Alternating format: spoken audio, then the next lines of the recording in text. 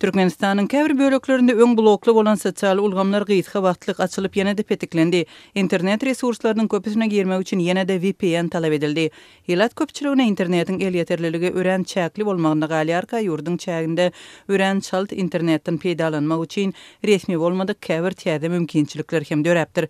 Adatlyň habarçylary Aşgabatdaky, Balkandaky we Liwapdaky ýagdaýlar barada 28 fevralda maglumat berdiler. Aşgabatda şu günler internetiň ortaça tezligi resmi provideryň hödürleýän hyzmatynyň derejesine ýakyn üpçün edilýär diýip Aşgabatdaky habarçyma daýdar. Provideryň öňlan eden tezligine ýakyn, emma onuň kuwaty wagtynda ýetmeýär. Akşamlaryna we gije 2 çenli tezligi hasam haýarlaýar we üzülüp durýar. Şol wagt VPN hem köplenç işlemeýär. Akşamlaryna esasy agramy internetde oyun oynaýanlar we serial görýänler döredýär. Diýip habarçymyz paýtaktly ustalaryň düşündürüşine salgylandy. Onuň sözlerine görä paýtakda petikli saytlaryň birden açylmagy we Facebook, Instagram ýaly messengerlere käwagt VPN-siz hem maglumatlar gelip başlaýar. Emma bu kadadan çykma diýip habarçy berdi. Türkmen Telekomyň müşterilerine teklip edýän internetiniň tezligi sekundda ortaça 4 we 6 megabit aralygynda. Balkan vilayatynyň çäginde internetiň kesilmegi soň günlerde her gün gaýtalanyp durýar diýip Balkandaky habarçymyz aýtdy. 24 fevraldan bäri näsazlyk sebäpli Telegram, WhatsApp, Signal, Instagram, TikTok we hatda YouTube birden VPN-siz işläp başlapdy. Halkyň begenji uzağa barmady. 28 fevrala geçilen gije ähli messengerler we platformalar öňküsýaly petiklendi we diňe VPN bilen işleýär. Diýip yerli çeşme adatlyga gurrun berdi. Sanly ulgamlar boýunça yerli hünärmenler öňden bäri berk petiklenýän saytlaryň we messengerleriň wagtlaýyn işlemeginiň sebäplerini ýurdun argatnaşyk sistemasyndaky teknik ýalňyşlyklar ýa-da merkezde abatlaýyş işleri sebäpli bolan bolmagyny çak edýänligini aýdarlar. Bu aralykda Liwap vilayatynda raýatlara internetiň tezligini artdyrmak boýunça hyzmatlar resmi bolmadyk görnüşde teklip edilýär. Adatlyň Liwapdaky habarçysy 4 megabit sekund tezlikli internetiň tezligini 80 megabit sekunda çenli ýokarlandyrmak teklip edilýär diýär. Aşgabatynda Liwap vilayatynyň guruply maşgalary yerli providerlaryň pary esatyny raýatlar üçin hödürleýän 4 megabit sekund tezlikli internetini 80 megabit sekund tezligi we mobil internetiň tezligini 20 megabit sekund tezligi çenli ýokarlandyrmak hyzmatynyň resmi däl ýagdaýda peýdalanyp bilýärler. Adatlyk bilen anonimlik şertinde gurrundaş bolan ulanjylaryň biri internet providerinde tanış tapyp oňa pary bermek arkaly öý internetiniň tezligini ýokarlandyranlygyny we munyň üçin tölen tölegi barada şeýle gurrun berdi. Taplan tanışma her ay $400 tölemeli. Elbette VPN-siz internet ulanyp bolanok, emma tezligi gaty gowy. Aýdylyşyna görä internet GPON ulgamyna birikdirilen bolmaly. Dip çeşmeýdär. Türkmen awatly telekeçi bolsa Liwap vilayatynyň Milli Howpsuzlyk ministrligi bölümindäki tanışynyň kömegi bilen mobil internetiniň hilini ýokarlandyranlygyny gurrun berdi. Ol meniň telefon beligimi bellap aldy. Eline $1500 verdim. Indi mobil telefonumyň tezligi gaty gowy. Elbette ähli zat VPN bilen işleýär. Türkmen awadyň käbir ýaşaýjylary goşmaça puly bolmasa-da häkimetlere ýygyderli ýüzlenmek arkaly meselesini çözenligini gurrun berdiler. Yerli ýaşaýjylaryň biri öýündäki internetiniň hiliniň pesligi sebäpli providera ýüz tutup dawa edipdir. Ol administrasiýanyň gowy galmagy islemän meselesini destine çözüp berenligini gurrun berdi. Öý telefon arkaly meni başlygy birikdirdiler. Başlyk bilen dawa alystym. Ol meni näwelli bir adam bilen birleşdirdi. Telefonuň aňyrsyndaky adam men bilen mülakatly gurulşdy we telefon beligimi sorady. 2 minutdan soň 4 belgili kodly SMS geldi. Men şol beligini telefonuň aňyrsyndaky adam bilen paýlaşdym. internetim gaty gowy işläp başlady. Ýöne meniň tanışlarym Reuter'e rezet etmegi maslahat berdiler. Olaryň pikirçe, şeýle etmek bilen meni iderlemek mümkinçiligi hasta ýokurlanýar. Diýip Türkmen awatly gurrun berdi. Türkmenistanda internet petikli galyan wagtynda türkmen resmiýetleriniň çykyşlarynda ýurdun sanly ulgamyny östürmek we daşary ýurtlardan ösen tehnologiýalary satyn almak barada çykyşlar edilýär.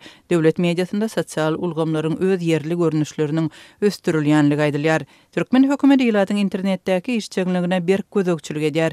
Dünýädäki iň haýal we iň gymmat internetden peýdalanýan raýatlaryň VPN ulanyp ulanmazlygy, petikli saytlara girip girmezligi we olaryň mobil telefonlaryndaky maglumatlaryny barlamak ýaly çäreler ýygy-ýygydan geçirilýär. Progress fondunyň 26 fevralda Birleşen Milletler Guramasyna beren hatawatynda görkezilen sanlary görä Türkmenistanda internete ýylatyň ýartyndan gowragy girip bilýär. Mektepleriň diňe 37% global tora biriktirilen internet hyzmatlarynyň bahasy dünýädäki iň gymmatlaryň biri bolup, ortaça aýlygyň 76%-na barabar bolýar. Tizligi sekundda ortaça 3,4 megabit bolup, bu dünýädäki ortaça 90,5 megabitden esli-pes bolmagyna galýar. Şeýle-de hatabatda web-saytlaryň esasy petiklenmeginiň we internet trafigine gözökçüligiň ýyladyň internet elýeterliligini çäklendirýänligi bellenýär.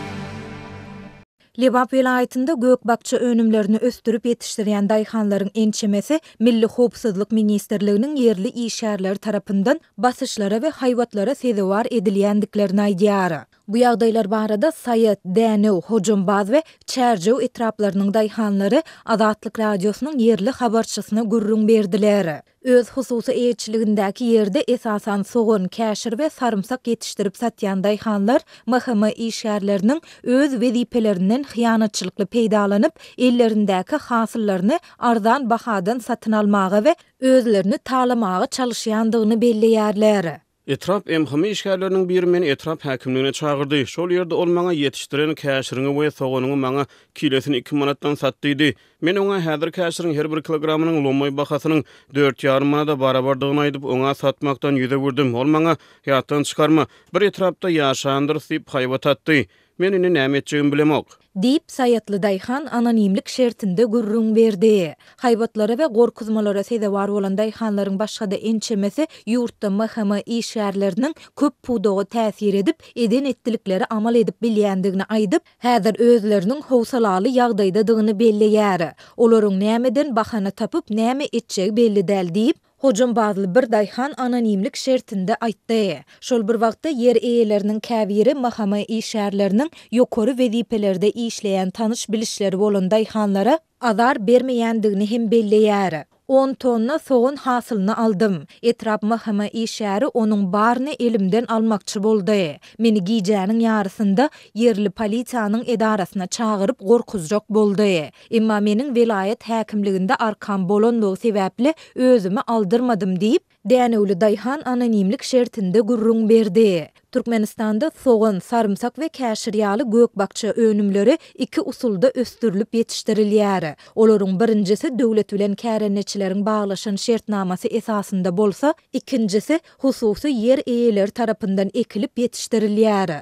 Lebap ýurtda soğanyň we sarımsagyň iň köp ekilýän yerleriniň başynda gelýär. Döwlet tawşyrygy esasında soğan, sarımsak östürüp yetiştiren kärenneçiler hasylyny döwletiň kesýitlän bahasyndan döwlet harmanyna tawşyrýarlar. Hususy yer eýeleri bolsa, bazardaky lomay narh boýunça hasylyny hususiýetçilere satýarlar. Habarçymyzyň vilayet häkimligindäki çeşmesiniň tasdiklamagyna görä, Sebittiň mahkama işgärleriniň aglabasynda hususy mellek yerleri bolup, olar hem öz gezeginde soğan, sarımsak, käşir ekip satýarlar. Olar munyň düşünýändigini bilýärler. Üstesine de olar öz wezipesinden hyýanatly peýdalanmak bilen daýhanlary gorkuzyp, olaryň hasyllarynyň ählisini arzan bahadan satyn alyp, gök bakça önümleriniň bazar bahasyna täsir edip, özlerini amatly bahadan satmagy ymtylýarlar.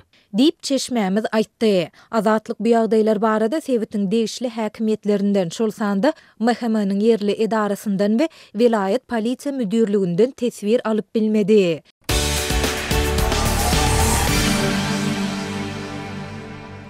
Mary vilayetiniň administrativ merkezinde soňky günler polisiýa işgärleriniň işçiliginiň göze ilip, şol sanda ten satýan aýallary gözlemek üçin reýdleriň geçirilýänligi barada Azatlyk radiosynyň yerli habarçysy we çeşmeleri maglumat berdiler. Mary şäherindäki çeşmeleriň söýlerine görä reýdleriň bir taphyry şäherde 20 fevralda geçirilipdir. Polisiýanyň esasy maksady ten satýan ýananlary anyklamak we olary saklamak bolupdyr. Reýdler vilayatleriň arasyndaky gatnawy amala asyrýan taksi durolgalarynyň ýanyndaky kafe we restoranlarda, ýizeki klublarda geçirildi. Şeýle-de ten satýanlaryň arasyna polisiýa tarapyndan ornaşdyrylan adamlaryň beren talgylary tasynda öýlerde, şol sanda masaj hyzmatlaryny hüdürleýänleriň jaýlarynda reýd geçirildi. Dip polisiýadaky ýagdaýdan habarly Çeşme aýtdy. Maryanyň polisiýasy tarapyndan geçirilen bu reýdleriň käbirine adaty şäher ýaşaýjylary şaýat bolupdyr. Polisiýa hiç hili bikanunçylyk etmeýän raýatlaryň öýlerine de barypdyr. Şäher ýaşaýjylarynyň biri öz goňşusynyň öýüne giýje birnäçe polisiýa işgäriniň baryp gapysyny döwenligini gurrun berdi. Gaptal podyezdäki goňşy öýüne masaj hyzmatlaryny hödürleýär. Aslynda ol zana bilen baglanyşly işleri baş goşmaýar. Kimdir biri onu şugullanapdyr. Goňşym onu 2000 manat para berip sapypdyr. Dip marly ýaşaýjy gurrun berdi. Şerede polisiýa işgärleri ten satýanlary gözläp, kafede oturan müşterileriň ençemesini saklapdyr. Mary şäheriniň Rysgal mehmanhanasynyň gapdalynda ýerleşen Miras kafesine sagat 19:00-dan baran polisiýa işgärleri şol ýerde stoluň başynda gürleşip oturan erkekleri we aýallary sorak ýyda getmän ulaglaryny mündürip polisiýa bölümine alyp gidipdir. Azatlyk radiosu bilen anonimlik şertinde gurrundaş bolan çeşmeleriň biri 24 fevralda bolan ýagdaý barada şeýle gurrun berdi. 24-üne 2 sany jüwidi ulaga mündürip alyp gitdiler. Kafenin eýeti ten satýanlara garşy reýtler geçirilýär diýip düşündürdi diýip ýagdaýa şaýat bolan çeşmeleriň biri aýtdy. Mary şäheriniň polisiýasyndaky çeşmeler şäheriň kafelerinde we restoranlarynda ten satýan aýallaryň hakykatdan hem bardygyny, emma olaryň adatça ýydarlanmaýanlygyny gurrun berdiler. Aslynda polisiýanyň işgärleri özleri ten satýanlara howandarlyk edýärler, ulardan paz alýarlar, olaryň hyzmatlaryndan mugut peýdalanýarlar, ýa-da olary içal höküminde ulanýarlar. Ýöne bu gezek buýruň welayet prokuraturasyndan gelendigi sebäpli reýt geçirmeli boldular diýip çeşme belledi. Azatlyk bilen anonimlik şertinde söhbetdeş bolan çeşmeleriň söýlerine görä şäheriň polisiýa işgärlerine reýt geçirmek hakynda tapşyryk dilden berilipdir. Emma onuň anyk sebäbi düşündirilmändir. Türkmenistanda ten sowdatyna baş goşýan aýal gyýlaryň sanynyň artmagy baradaky habarlar soňky ýyllarda köpeldi. Azatlyk radiosynyň ýurt içindäki habarçylarynyň maglumatlaryna görä seksual hyzmatlaryny hödürleýänleriň arasynda çagaly eneler we ýaş gyýlar bar. Hatda mektep okuwçylary hem duş gelýär. Azatlyga ýaňy ýakynda ma'lum bolan ýagdaýlaryň birinde aýal maşgala özüniň ten satmak ýoluna nädip düşündigi barada gurrun berdi. Mary welaýatynyň 38 ýaşly ýaşaýjysynyň azatlyga gurrun bermegine görä onuň adamsy 6 ýyl ozal Türkiýe işlemäge gidipdir. 4 ýyldan gowrak wagtlap ondan habar bolmandyr. Pulun kesilmeginden soň zenan çağalaryny eklemek üçin çykalga gözläpdir we hatda ýardym sorap häkimetlere ýüz tutupdyr. Netije bolman soň onda ten satmak işine baş goşmakdan başga çykalga galmandyr. Azatlyň habarçylarynyň mundan öň beren maglumatlarynda marda ten sowdasy bilen meşgullanýanlaryň restoranlarda, kafelerde we barlarda şeýle etraplaryň arasyndaky uly gara ýollaryň çatryklaryndə ulaglaryň säginýän ýerlerinde durýanlygy aýdyldy.